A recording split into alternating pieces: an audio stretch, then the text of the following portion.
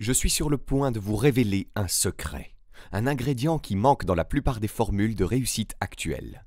C'est pourquoi elles ne fonctionnent pas. Sans cet ingrédient magique, vos rêves et vos objectifs tombent à plat, quels qu'ils soient ou depuis combien de temps vous les avez.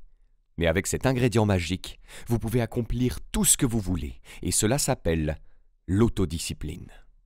Il existe plusieurs disciplines que vous devez développer si vous voulez atteindre votre plein potentiel. La première de toutes les disciplines est celle de la pensée claire par opposition à la pensée floue. Vous savez, vous m'avez parfois entendu demander « Quel est le travail le mieux payé en Amérique? Quel est le travail le plus important dans un emploi ou une entreprise ?» Et la réponse est la pensée. La qualité de votre pensée détermine la qualité de vos décisions et de vos choix. Vos décisions et vos choix déterminent les actions que vous entreprenez. Les actions que vous entreprenez déterminent vos résultats. Vos résultats déterminent la qualité de votre vie et tout commence par votre façon de penser. Permettez-moi de vous raconter une petite histoire qui était dans les journaux récemment. Warren Buffett, qui est l'un des hommes les plus riches du monde, Bill Gates, qui est l'homme le plus riche du monde, et Bill Gates Senior étaient à un dîner. Ils sont tous les trois de bons amis et discutent. Un homme s'est approché d'eux et leur a demandé « Vous savez, je vous regardais et vous, messieurs, avez beaucoup de succès. Quelle est, selon vous, la qualité la plus importante pour réussir ?»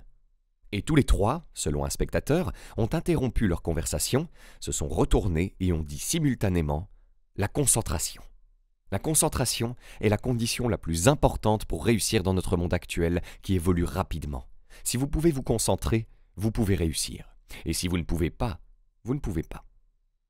Je suis toujours étonné, lorsque je vais dans la rue ou que je prends l'avion ou la voiture, de voir que les gens semblent totalement immergés dans l'écoute des choses. Ils ont des appareils dans les oreilles et des trucs sur leur téléphone portable. Ils écoutent de la musique dans leur voiture et ils regardent la télévision. Ils ne peuvent tout simplement pas s'empêcher de bombarder leur esprit d'entrées sensorielles. Et bien sûr, lorsque vous faites cela, il vous est impossible de bien penser. Pour bien penser, vous devez pratiquer quelques techniques. Tout d'abord, comme l'a dit Peter Drucker, il est important de prendre le temps de réfléchir. La règle est que les décisions prises rapidement sont généralement de mauvaises décisions, en particulier lorsqu'elles impliquent des personnes ou de l'argent et ont des conséquences à long terme. Si vous devez prendre une décision importante, il est donc crucial de prendre le temps de la réfléchir soigneusement. Vous devez considérer toutes les perspectives possibles et réfléchir à la décision comme si elle était une pièce de porcelaine délicate. Plus vous réfléchissez, meilleure sera la qualité de la décision que vous prendrez. Combien de fois avez-vous pensé « Si j'avais réfléchi un peu plus, je ne l'aurais pas fait » ou « Si j'avais réfléchi un peu mieux ou pris le temps de réfléchir » Les personnes qui ont de l'expérience savent que prendre le temps de réfléchir est essentiel pour prendre des décisions importantes. L'une des meilleures façons de développer la discipline de la pensée claire est de vous asseoir seul pendant 30 à 60 minutes lorsque vous avez un problème important ou une question à résoudre. Dans la solitude, vous commencez à vous calmer et à vous détendre, ce qui vous permet de clarifier votre esprit.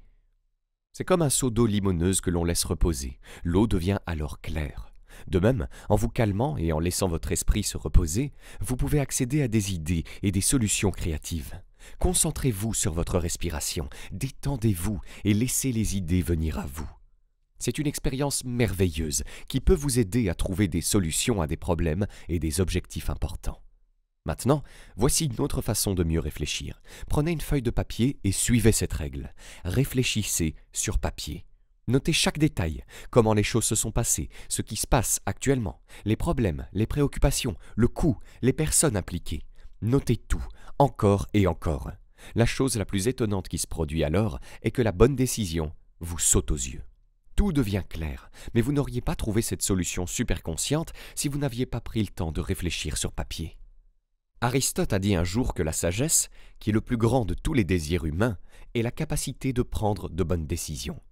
Cela demande une combinaison d'expérience et de réflexion. L'expérience plus la réflexion. En d'autres termes, vous vivez une expérience, puis vous réfléchissez à cette expérience et à ce qu'elle signifie pour vous. Comment puis-je l'utiliser? Que puis-je apprendre d'elle? Réfléchissez à vos expériences. La meilleure façon de le faire est de prendre une marche. Allez vous promener pendant 30 à 60 minutes sans écouter de musique ou autre chose. Marchez simplement.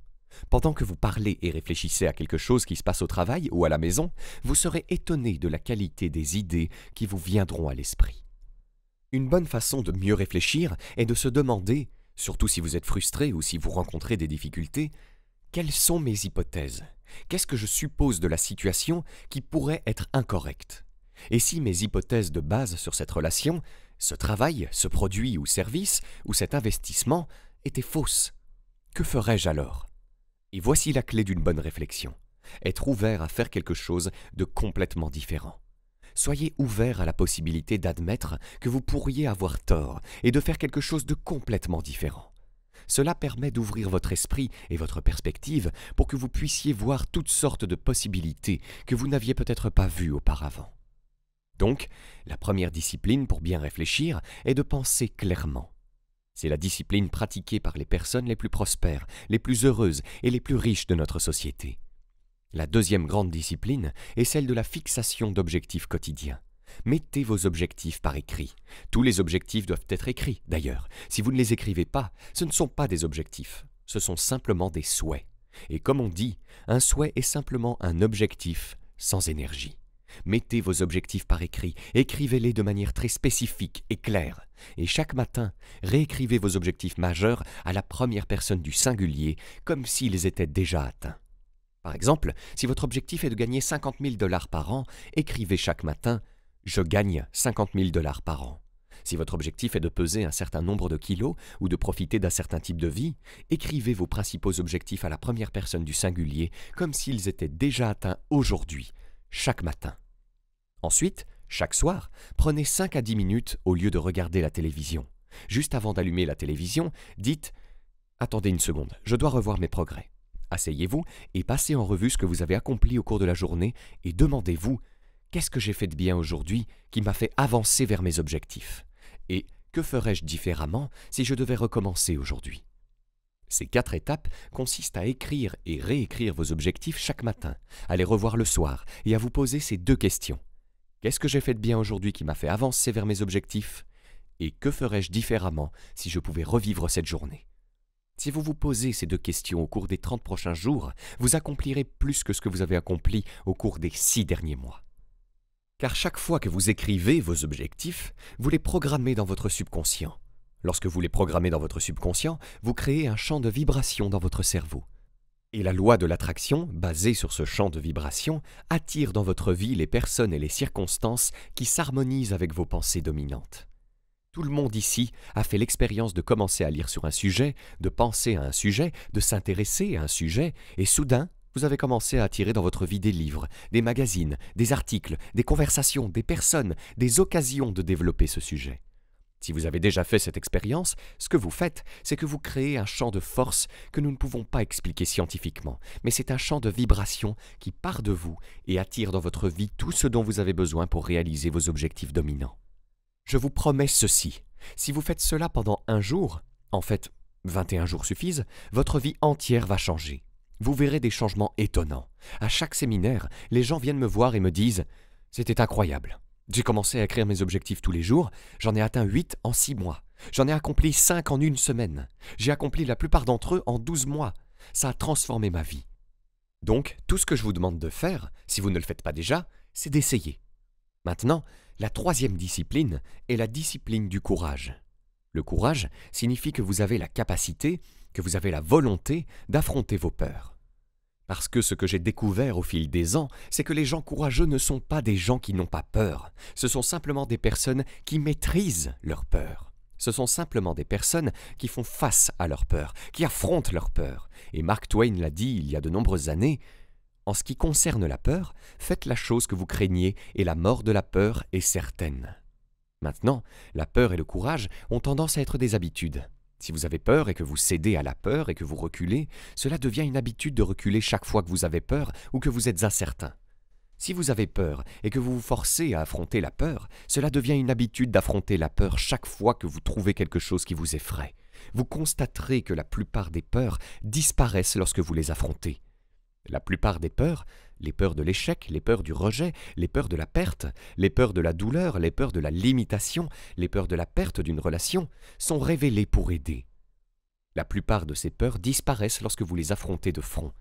Ainsi, la raison pour laquelle vous voulez affronter vos peurs n'est pas due à l'incident spécifique, mais à ce qu'il fait pour votre caractère. Vous voulez vous montrer que vous pouvez affronter une peur et la regarder droit dans les yeux. Et soudain, surprise, elle disparaît, et vous réalisez que la peur était dans votre propre esprit. Voici donc un exercice pour vous. Identifiez une situation de peur dans votre vie aujourd'hui et utilisez-la comme un défi. Utilisez-la comme un test. Dites-vous, vous savez quoi ? Je vais affronter cette peur, je vais la marteler, je vais l'écraser, je vais la regarder droit dans les yeux, je vais l'affronter de face comme une voiture heurtant un mur jusqu'à ce que la peur disparaisse. Et une fois que vous aurez fait ça, vous vous sentirez différent pour le reste de votre vie. Vous saurez que rien de ce dont vous avez peur ne peut vous arrêter maintenant. La quatrième discipline consiste à gérer efficacement son temps au quotidien. La règle est que chaque minute passée à planifier permet de gagner 10 minutes lors de l'exécution. Ainsi, en prenant le temps de planifier minutieusement votre journée avant de commencer, vous pouvez gagner au moins 10 minutes pour chaque minute passée à planifier. Selon les recherches, cela peut augmenter votre productivité de 25 à 50%, voire la doubler. Pour chaque jour que vous planifiez, commencez par établir une liste. Prenez une feuille de papier, notez tout ce que vous devez faire au cours de la journée et organisez ensuite cette liste par priorité. Le meilleur moment pour faire cette liste est la veille au soir. Si vous le faites, votre subconscient travaillera sur votre plan toute la nuit et vous pourrez vous réveiller avec de bonnes idées pour mettre en œuvre votre plan. Utilisez également la règle des 80-20, qui veut dire que 20% des éléments de votre liste représentent 80% de la valeur. Et identifiez les éléments les plus précieux et concentrez-vous sur eux en premier. Cette discipline est la plus difficile à apprendre, mais elle est l'essence même de l'enseignement de l'auteur dans le monde entier. C'est la clé pour améliorer la qualité de votre vie et de vos résultats. Si vous pouvez commencer chaque matin avec une liste organisée par priorité et vous atteler à votre tâche la plus importante en premier, vous serez plus productif. Vous vous sentirez bien et motivé et vous aurez l'énergie nécessaire pour accomplir toutes vos autres tâches. Les jours où vous commencez et terminez votre tâche principale en premier, vous en ferez 2 fois plus que les autres jours. La discipline de la gestion du temps s'étend ensuite à toutes les autres disciplines. Lorsque vous pouvez démontrer chaque matin que vous avez la maîtrise de soi, le contrôle de soi et l'autodiscipline pour commencer et terminer votre tâche la plus importante, vous vous sentez tout simplement fabuleux. La 5e discipline concerne l'épargne et l'investissement régulier. L'une des choses les plus intelligentes que vous puissiez faire pour vous-même est de prendre l'habitude d'épargner une partie de votre salaire à chaque paie. Les individus, les familles et même les sociétés sont stables et prospèrent dans la mesure où ils épargnent de l'argent. C'est l'épargne d'aujourd'hui qui garantit la sécurité et les possibilités de demain. Le premier corollaire de la loi de l'épargne et de l'économie d'argent est tiré du livre « L'homme le plus riche de Babylone » de George Clason. Il s'agit de se payer d'abord. Pour commencer dès aujourd'hui, vous devez épargner 10% de vos gains et ne jamais y toucher. Cette somme sera destinée à l'accumulation financière à long terme et ne sera jamais utilisée pour aucune autre raison que pour assurer votre avenir financier. Ce qui est remarquable, c'est que lorsque vous vous payez d'abord et que vous vous obligez à vivre avec les 90% restants, vous encouragez en fait une vie frugale. Vous vous habituerez bientôt à vivre avec 90% de votre revenu sans perdre en commodité ou autre chose. N'oubliez pas que vous êtes une créature d'habitude. Lorsque vous mettez régulièrement de côté 10% de vos revenus, vous vous habituez rapidement à vivre avec les 90% restants. De nombreuses personnes commencent par épargner 10% de leurs revenus, puis passent à 15%, 20%, voire plus, et leur vie financière s'en trouve radicalement changée, tout comme la vôtre. Voici un point intéressant que j'ai appris de l'un des gestionnaires de fonds les plus intelligents que j'ai jamais rencontrés. Il a dit que lorsque nous sommes jeunes, nous associons l'argent au plaisir. Nous recevons notre première allocation et nous la dépensons en bonbons, en pensant que lorsque nous avons de l'argent, nous allons le dépenser en choses qui nous font du bien. Maintenant, lorsque nous devenons adultes, dès que nous pensons à obtenir beaucoup d'argent, notre première pensée est de le dépenser pour quelque chose qui nous rend heureux. Si vous allez dans une station touristique où les gens sont en vacances et s'amusent, vous verrez que chaque rue est remplie de bibelots, de gadgets et de camelotes, car les gens, lorsqu'ils sont heureux, associent le fait de sortir et d'acheter des choses. Mais cela a pour conséquence de vous maintenir fauché toute votre vie. Ce que vous devez faire, c'est vous reconnecter en retirant un fil et en le rebranchant. Au lieu de dire « j'aime dépenser de l'argent », vous devez dire « j'aime économiser de l'argent ». Et commencez à penser à quel point vous aimez avoir de l'argent à la banque, à quel point vous aimez économiser, à quel point vous aimez retarder la gratification et à quel point vous aimez l'idée de progresser vers l'indépendance financière. Lorsque vous prenez l'habitude de vous réjouir d'économiser de l'argent, vous commencez à faire de plus en plus attention à vos dépenses.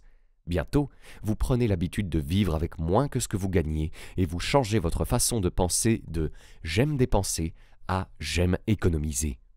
Il existe un proverbe japonais qui dit « Gagner de l'argent, c'est comme creuser dans le sable avec une épingle.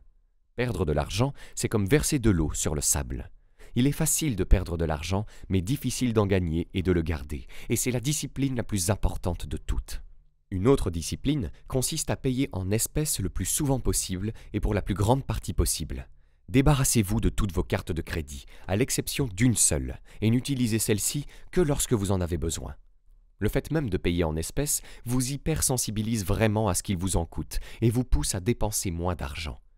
William Clement Stone a un jour déclaré « Si vous ne pouvez pas économiser de l'argent, les graines de la grandeur ne sont pas en vous. » La principale raison d'économiser votre argent et de l'accumuler avec soin est qu'elle vous apporte deux choses. Tout d'abord, cela vous donne de la liberté. Vous savez que vous avez de l'argent à la banque. Si vous n'aimez pas votre travail, vous pouvez le quitter parce que vous avez de l'argent à la banque. Mais la deuxième chose que cela vous donne, c'est l'opportunité. Si une opportunité se présente, vous êtes prêt à en profiter.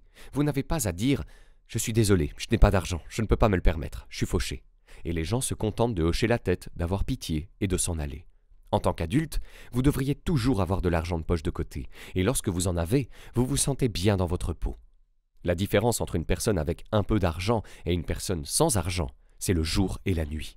Une personne avec un peu d'argent se sent bien, une personne sans argent se sent toujours inférieure, anxieuse, inquiète, préoccupée, irritable, colérique. Maintenant, la sixième discipline est celle de l'apprentissage continu. Ce qui vous permet de passer des haillons à la richesse, c'est le développement personnel au XXIe siècle.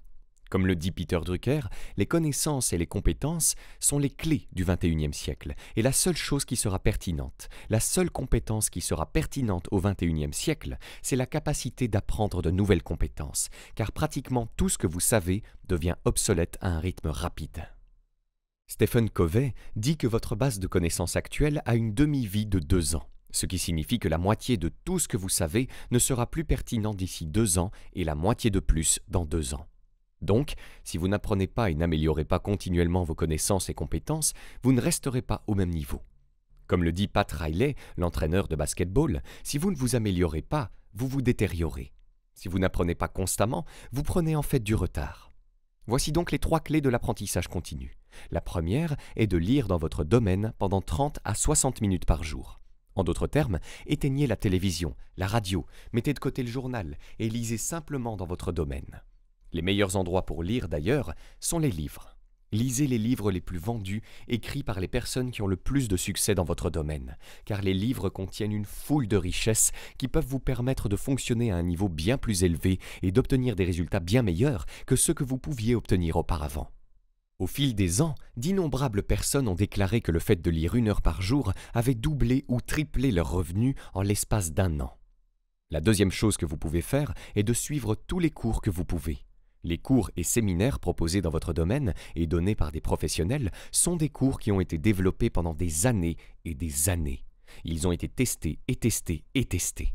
La personne qui vous parle pendant plusieurs heures a passé des milliers d'heures à apprendre son sujet. Elle l'a testé à sec ou a fait des essais avec des milliers d'autres personnes. Lorsque vous suivez un cours, vous pouvez apprendre en 1 ou 2 jours plus d'informations que ce que vous pourriez apprendre en 2 ou 3 ans, voire toute une vie, le tout distillé et mis bout à bout. Les gens disent « Je ne peux pas me permettre de suivre un cours ». Vous ne pouvez pas vous permettre de ne pas acheter de livres, vous ne pouvez pas vous permettre de ne pas aller à des cours. La troisième façon d'améliorer vos compétences est d'écouter des programmes audio dans votre voiture.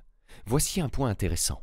Plus vous vous engagez à devenir la meilleure personne possible, plus vous vous appréciez et vous respectez. Plus vous avez d'énergie, plus vous vous fixez des objectifs ambitieux et plus vous persistez.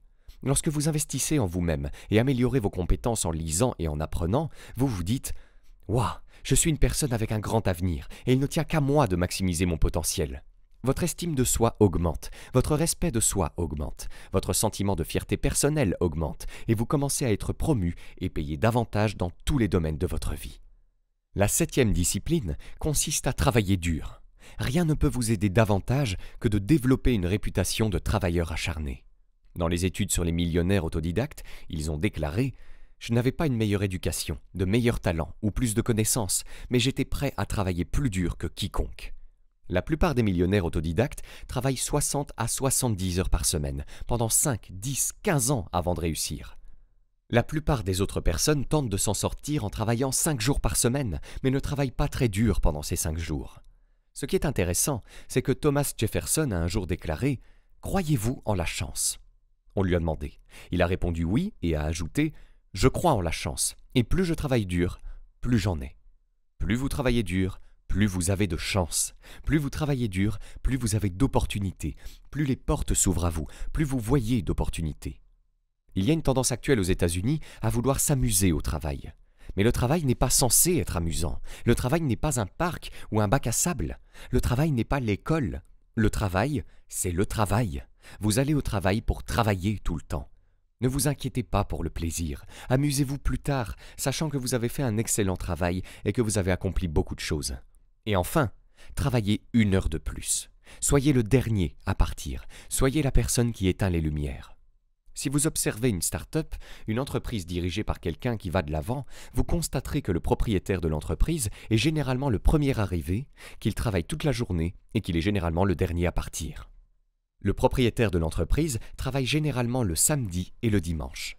À la fin de la journée, le propriétaire de l'entreprise a une maison sur la colline, de belles voitures, une belle vie, des vacances, un bateau dans le bassin des yachts, et tout le monde dit « Bon sang, elle a de la chance ». Mais ils n'ont pas de chance, ils ont juste travaillé tout le temps. Si vous travaillez 3 heures de plus, si vous commencez plus tôt, si vous travaillez plus dur, si vous restez plus longtemps, vous ajouterez 6 heures de travail productif à votre journée. Chaque heure de travail ininterrompue, lorsque personne ne vous dérange, se traduit par 3 heures de productivité lorsque des gens vous interrompent. Donc, continuez à vous demander au travail « Quelle est l'utilisation la plus utile de mon temps en ce moment ?»